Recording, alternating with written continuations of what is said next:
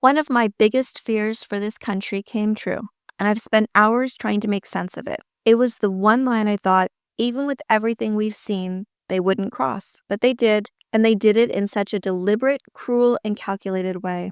It happened in the middle of the night because this administration thrives on inflicting cruelty in the shadows. And I, like so many others, didn't hear about it until early that next morning. As I was waking up, I saw my phone across the room lit up with nonstop notifications and messages. I thought someone had died or that they were gravely hurt. That's the kind of fear it triggered. I sat up, I grabbed my phone, and I started reading. And what I saw wasn't a personal emergency, it was a constitutional emergency.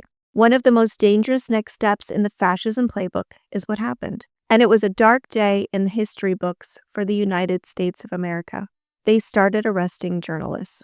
The fear of this happening has been a constant heaviness I've carried for weeks. Even when it looked like Trump's Justice Department wouldn't be able to pull it off, I couldn't shake the feeling that they would still try. I had hoped that once the judges saw how thin and unconstitutional the case was, they would shut it down. And for a moment, it seemed like that might actually happen. We already knew Don Lemon and several other journalists who covered the protest at City's Church in Minnesota were being targeted. We knew the DOJ was pursuing charges misrepresentation of the FACE Act, a law originally passed to protect access to abortion clinics from violent extremists, and they layered it with conspiracy theories to make it seem more serious than it was. The FACE Act, or Freedom of Access to Clinic Entrance Act, was enacted in 1994.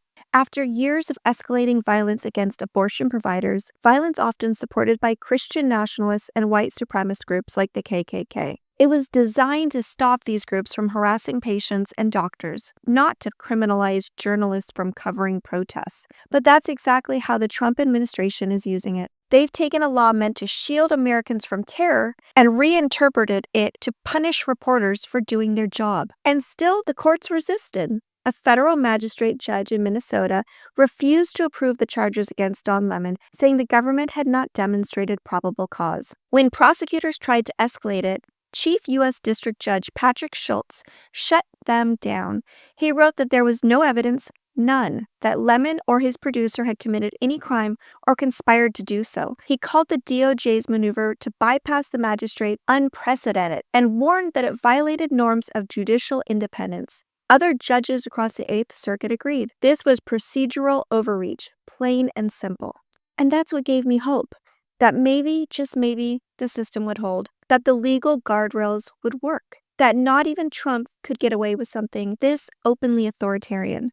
But I was wrong, because while the rest of us slept, Trump's DOJ moved forward anyway. They arrested Don Lemon and one other journalist, and in doing so, they sent a message that this regime does not care about due process. It does not care about legal precedents, and it certainly does not care about the Constitution. This wasn't about punishing lawbreakers. It was about intimidating the free press, the independent media, and everyone else who dares to exercise their First Amendment right to free speech. For a few hours, I couldn't make sense of it. Why now? Why do this in the dead of night when judges were already signaling it wouldn't stand? Why pick this moment? I understood the timing of arresting Don Lemon while the country was asleep, because by doing so, he'd be forced to spend a sleepless night in jail, cut off from the outside world, humiliated before he could even call a lawyer. This was as much a psychological weapon as it was a political one. I knew he was most likely on Trump's personal vendetta list too, but this felt much bigger than any of that. And then it clicked. This wasn't just about arresting journalists. It was part of a bigger pattern we've seen play out again and again this past year. First, they create chaos, a shocking headline or spectacle that dominates the news. Then, once the media is fully distracted, they slip out something else, something that could do real damage. This time, it was unsealed Epstein files. Names, records, and connections, some of which would reach all the way to the President of the United States and the people inside his inner circle. And just like they've done before, they timed it right before the weekend, when fewer people are watching the news cycle, so it's easier to bury. And this is how it played out this time, and why every part of this was so calculated. They chose Don Lemon for a reason, because he's Black, as is the other journalist, and because he's gay, and because he no longer works for a corporate media conglomerate. That matters a lot, because even though Trump has built his movement on cruelty and division, there are still some of his supporters who claim to believe in the Constitution and free speech. So they needed to pick someone who, to those followers, might seem expendable. Someone they could justify targeting without triggering mass rebellion from inside their own ranks. They needed a scapegoat who checked the right boxes for their base, not for justice. And Lemon fit that mold. His identity made him easier to dehumanize for the racist and homophobes still riding the MAGA train. And the fact that he no longer had the official protection of a mainstream outlet like CNN made him an easier, logical target. He is independent now. That means fewer lawyers, corporate defenders, and institutional shields. It also means fewer financial resources to fight back against the government's full weight. But this is important. He still has a sizable platform. More than 1 million subscribers on YouTube. People know who he is. They know his name. And people still see him as the journalist that he is. He has credibility with the press corp, so going after him was like sending a shockwave into the media ecosystem. It was a warning, a flex, and a gigantic test. They wanted to see what the reaction would be and how far they could go. And they picked a person whose identity, voice, and platform allowed them to check every strategic box. This wasn't random, it was deliberate, and it was personal. And it was part of a broader pattern of authoritarian regimes using identity to divide, isolate, and punish dissent. They did it like this because they needed to outrage every journalist. But more than that, they needed to scare them. This was designed to serve multiple purposes at once, to make the press afraid to speak the truth, to pressure them into quieting down, and to force them to fall into line. It was intimidation by design. And they knew it would still spark backlash. They knew that all of the media, the journalists, everyone would be talking about this, so all eyes would be on it. Every journalist would be outraged by another one of their own being arrested. And then came the part that made me realize everything that was happening. They unsealed a new batch of documents tied to the Jeffrey Epstein case, documents that included damning words potentially implicating some of the most powerful men in our country. Names we all knew. Names tied to politics, finance, and tech. Names that, if investigated fully, could collapse entire systems of power. The timing wasn't a coincidence. It was a distraction.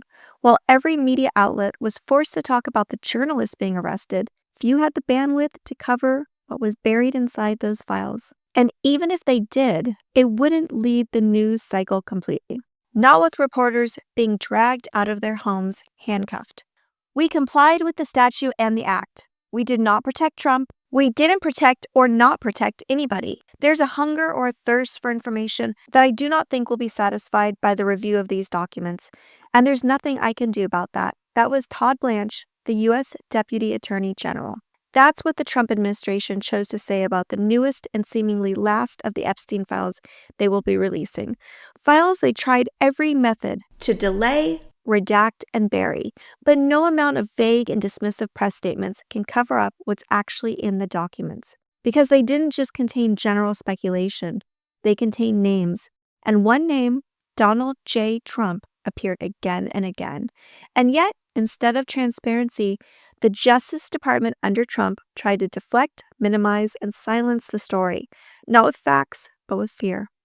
According to PBS correspondent Ali Rogan, she said, "I think most notably what people are looking for is mentions of President Trump, and there are thousands of them in these documents." She clarified that while many of the entries are news clippings, others are far more serious. She went on to say there are some lists and summaries of unsubstantiated claims made against him from individuals alleging wrongdoing, including graphic depictions of alleged sexual abuse, including of underage girls. Some of the complaints date back to the 90s, others from more recently, around when he was campaigning for president. These accusations, buried inside a trove of records the Trump administration didn't want us to see, and have not yet been fully investigated. And based on the way they handled this release, there's a real chance they never will be.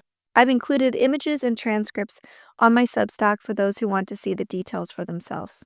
But what matters most right now is this. The moment these documents came out, the administration launched a countermove. Well, actually, even before that. And it wasn't subtle. It was strategic. And they did it with cruelty, precision, and full knowledge of what it would do to the First Amendment. This is a page straight out of the Authoritarian Handbook. Control the narrative, flood the zone with chaos to keep the public disoriented. Get people so overwhelmed by the daily crisis that they don't have time to connect the dots. Because when you control the information, you control the reality. This is what every authoritarian regime does. The deeper it gets into the final stages of total collapse. In Argentina, during the Dirty War, the government disappeared journalists and released misinformation about communist threats. In Hungary, Orban used media takeovers and targeted arrests to push dissent underground while consolidating power. Under COINTELPRO, the FBI harassed, intimidated, and silenced Black journalists and civil rights leaders under the guise of national security. During McCarthyism, accusations alone were enough to destroy careers. And in Nazi Germany, the early purges of the press were framed as patriotic necessity, cleaning out traitors who dared question the regime. It always starts the same way, with a test. ICE raids were a test. Signing bonuses to disappear immigrants were a test. Using AI to spread manipulated videos of political opponents was a test. Declaring Biden's entire presidency null and void because of auto pen signatures was a test. And this, arresting journalists in the middle of the night, is the latest one. They're testing how far they can go. They want to see how many of us will stay quiet, normalize it, and still insist this is politics as usual. Because if this doesn't set off alarms across the country, they'll know they can move on to the next step, and they will. And in the heart of all this, what they are truly trying to destroy is the First Amendment. Freedom of speech, freedom of press, freedom to protest, freedom to petition the government. These are not suggestions. They are the foundation of our democracy, and they're only as strong as our willingness to protect them. James Madison once wrote that a popular government without popular information or the means of acquiring it is but a prologue to a farce or a tragedy. Thomas Jefferson said that if he had to choose between a government without newspapers or newspapers without a government, he would choose the newspapers. These weren't abstract ideals. They were warnings, and they were written by the men who understood what happens when power is allowed to silence dissent. When the press is targeted, it is not just reporters who suffer, it's every citizen who depends on the truth, every voter who depends on transparency, because if they can jail reporters for covering a protest, they can jail any of us for sharing the wrong post, saying the wrong thing, or asking the wrong question, and that is not democracy, that is dictatorship. And let's be clear about who benefits from all of this. Donald J. Trump, a man who spent years attacking Don Lemon by name, who calls journalists the enemy of the people, who praises Putin, who also jails dissents and maintains brutal control of his media. This is not about law and order. This is about vengeance and silencing the people who tell the truth about him. This is about power. And I'm not going to let them gaslight us into thinking this is okay. I'm not going to pretend this is complicated. It's not. You don't arrest journalists in a free country. You don't twist laws written to stop hate crimes into weapons to punish the press. You don't bury explosive files with accusations about elite abusers behind the spectacle of midnight raids, unless you're trying to kill democracy. And what makes me feel even more unsettled is knowing that if this distraction doesn't go far enough, if arresting journalists doesn't fully dominate the headlines the way they want, it won't end there. He will take us to war with Iran. Maybe not with boots on the ground, but with bombs, airstrikes, or some other form of military escalation. And it won't be because he cares about the protesters there. It won't be out of concern for the Iranian people. It will be because he needs a bigger, bloodier distraction, a new crisis, a way to flood the airwaves, change the subject, and take eyes off what's right in front of us. His name appearing again and again in the unsealed Epstein trafficking files. That part can't be denied. It's in black and white, and it's why they're trying so hard to make us look away. We are watching the lights go out one by one, along with the principles that once made this country a beacon of hope for people who believed in freedom, fairness, and truth for all. And it's up to us to keep them on. This is an emergency situation, a defining moment that will either make or break our democracy. The federal government has already sanctioned the murder of people in the streets of Minneapolis. They are ignoring judicial rulings and forcing citizens to carry proof of citizenship just to walk their dogs, terrified they'll be kidnapped, detained, or disappeared. And now they are coming for the truth tellers. We cannot let them succeed. I haven't stopped thinking about what my role is in making sure the truth can still be heard. I'd be lying if I said what happened didn't send a cold wave of fear through me. Thinking about the journalist that was taken from her home, dragged away from her family, made me ask myself how long it will be until they come for others who are using their platforms to shine a light in the darkness. And above all else, I'm a mom. I can't imagine my children witnessing that happen to me. But the more I thought about it, the more I realized something deeper. I can't imagine them growing up knowing I could have done more to stop this from happening, and I chose not to. That's the burden we all share now, the responsibility. We are fighting for our children and grandchildren to inherit a country where they feel safe, where all children are free to live, to speak, to grow into whatever they want, with the full protections promised to them under the Constitution. I'm not softening my words tonight. We are past the point of asking whether we're headed towards a constitutional crisis. We're in it right now. And the only way we get to the other side is by refusing to let the truth die in silence. If you can, please take a moment to follow Don Lemon on all his social channels, along with the other journalist who was arrested, Georgia Fort. They are going to face mounting legal bills, and we have to show them we stand behind them. We need to support their courage. We need to encourage them to keep reporting, keep speaking, keep pushing. Our independent journalists are on the front lines now. We can no longer depend on corporate media to tell us what's really happening. So we need to go to the sources that still dare to speak the truth, and we need to support them with everything we have. This is going to continue to get worse. The closer we get to the midterm elections, the more boxed in and desperate the Trump regime and its enablers will become. So be prepared. Be ready to respond. I fully expect to see more restrictions on voter registration and eligibility, especially in swing states and communities they view as a threat. That's why now is the time to double check your paperwork. Make sure you have a certified copy of your birth certificate, your marriage certificate if your name has changed, a valid passport, and a real ID driver's license. Any documents they could demand to delay or deny your right to vote. Don't wait until access is gone. Prepare now. On the day that they arrested journalists, I was reminded that they can't arrest us all, and our children know that too. Because that same day, they stepped up and made themselves heard in massive school walkouts. In cities and towns across the country, students walked out of class to protest federal immigration enforcement and ICE operations that have turned violent and terrifying for their communities, especially after the recent incidents in Minneapolis that have galvanized youth voices nationwide. They are demanding ICE get out of their neighborhoods, and they called for safety and accountability for their friends and neighbors who have been harmed by federal enforcement actions. They held signs calling for an end to the violence it has brought into their everyday lives. These young people planned and executed their actions with courage and clarity, filling the streets with calm but powerful calls for change, and they demanded an end to the government's brutal ICE terror that now shadow their schools and communities. Their collective action, these students showing up with hearts full of justice and voices full of purpose, is exactly why I still have hope for America.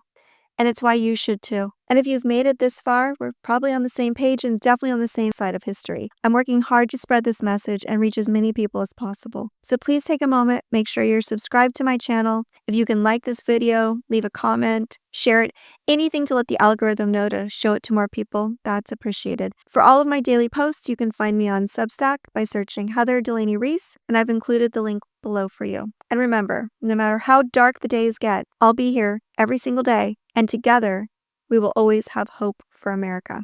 I'll see you tomorrow.